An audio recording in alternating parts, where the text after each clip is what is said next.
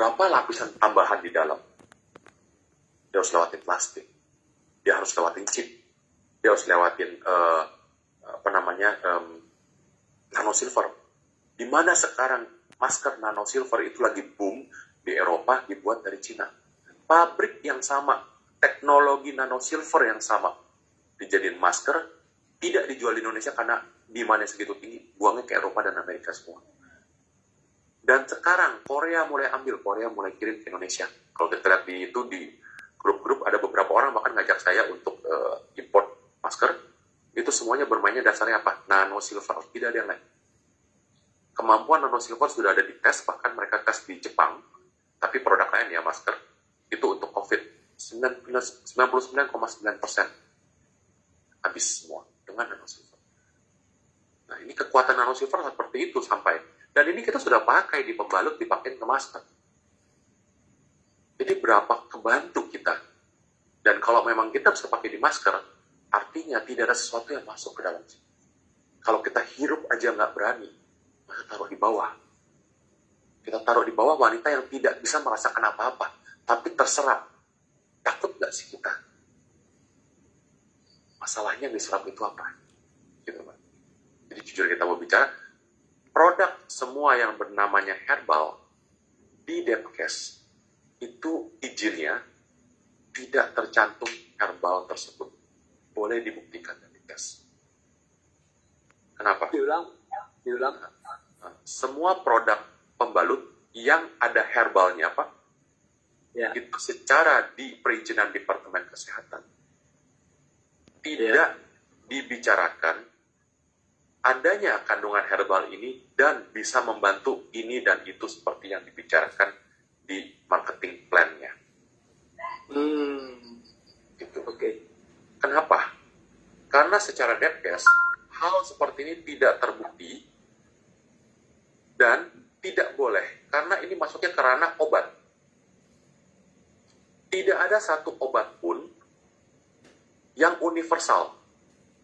Dalam segi arti, campuran herbal ini, kalau kita lihat dari marketing strategi ya, rata-rata kan, campuran herbal ini bisa mengatasi ini, itu, listnya banyak dari atas sampai bawah. Seperti kita ngomong logiknya, tidak ada satu obat pun yang bisa menyembuhkan dari sakit kepala dengan kanker hanya dengan obat yang sama. Karena setiap macam penyakit mempunyai obat yang berbeda-beda tergantung dari kondisi penyakit tersebut yang hanya bisa didesisikan oleh dokter objin. Bukan penjual pembalut yang kita bisa bicara ini pembalut universal bisa menyembuhkan ini dan itu. Gitu loh. Sama seperti Fibres. Fibres tidak pernah bilang kita punya produk bisa menyembuhkan dari A sampai Z. Tidak. Kita hanya membantu menggunakan tenaga infrared dan magnetik untuk menggetarkan sel.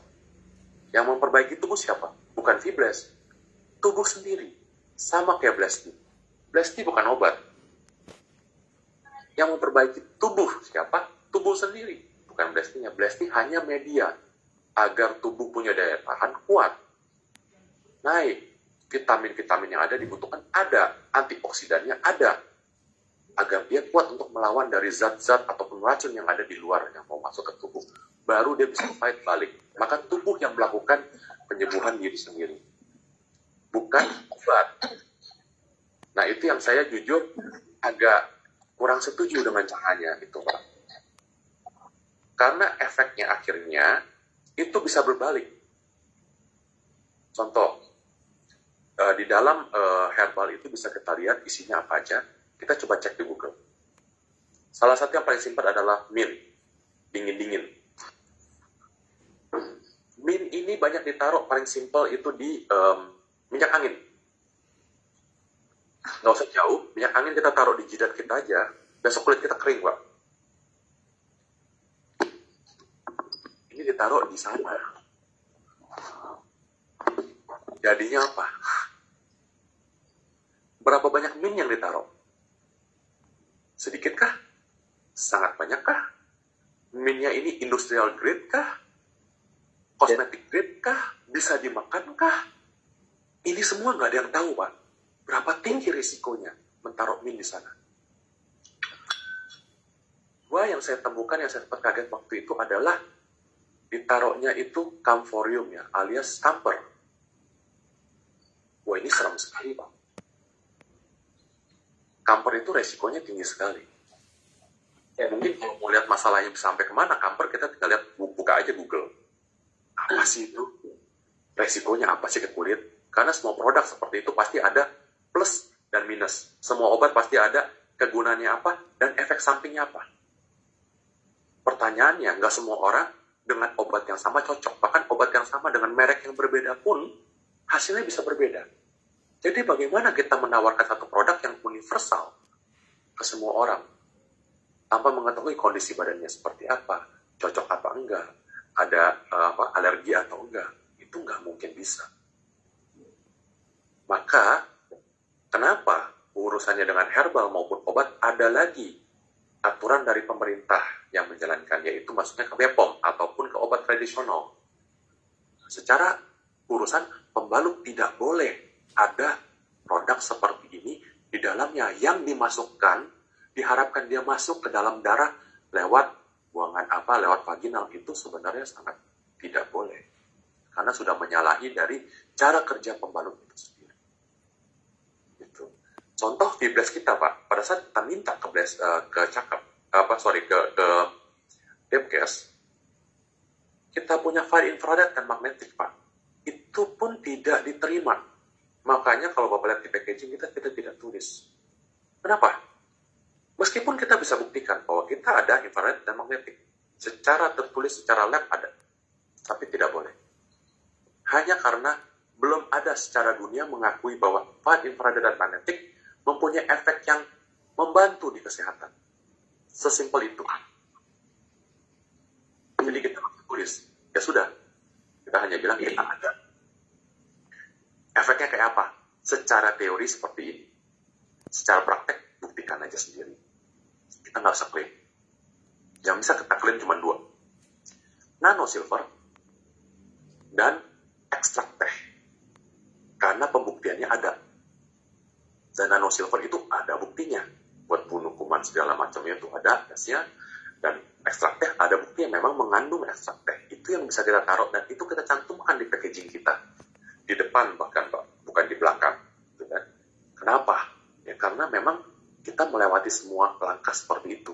Kita melakukan pembuktian kepada badan hukum bahwa memang kita, yang kita ngomong, kita ada bukti dan ada hasilnya. Gitu. Dan mereka lihat, oh ya betul, oke silahkan kamu jalankan.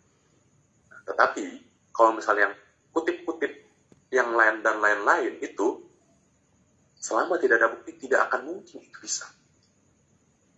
Karena paling simpel faktanya adalah, pada saat kita membicarakan obat masuk ke tubuh, maka ranahnya bukan lagi di Depkes, tetapi di BPOM, obat dan makanan.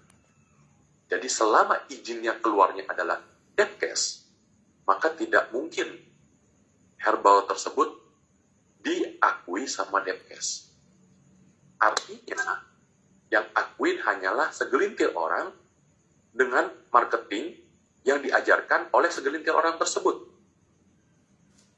Setahu saya kayaknya sempat ada kasus deh, kayaknya ditegur dan akhirnya dirubah. Kalau nggak salah ya, saya pernah dengar, akhirnya nggak ditulis lagi seperti itu, cuma ditulis tidak mengandung klorin gitu. Ya saya tahu, tapi secara marketing di belakang masih dibicarakan seperti itu.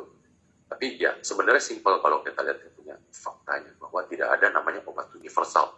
Dan itu sudah melangkahi wewenang dokter. Nggak harusnya seperti itu.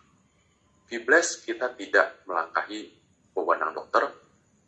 Kita cuma bilang dia punya kemampuan seperti itu, membantu untuk sel Anda untuk memperbaiki diri sendiri dan memberikan vitamin ataupun antioksidan yang dibutuhkan sama tubuh saat tubuh dulu. Kita tidak memasukkan apapun ke dalam misfi dan misfi memperbaiki diri sendiri. Apakah benar bisa? Tinggal dites, dia pakai, dia buktikan sendiri. Oh ternyata kita bisa ngedetox. Ngedetox kita bukan karena kita masukkan sesuatu, kayak mungkin detox hidung, kita masukkan cairan terus keluar sesuatu, tidak. Detoxnya ini kita hanya menempelkan sesuatu yang dibutuhkan sama tubuh. Tubuh yang menyerap, mengambil yang dia butuhkan dan memperbaiki sendiri Setelah itu tubuh yang melakukan apa-apa, bukannya kita.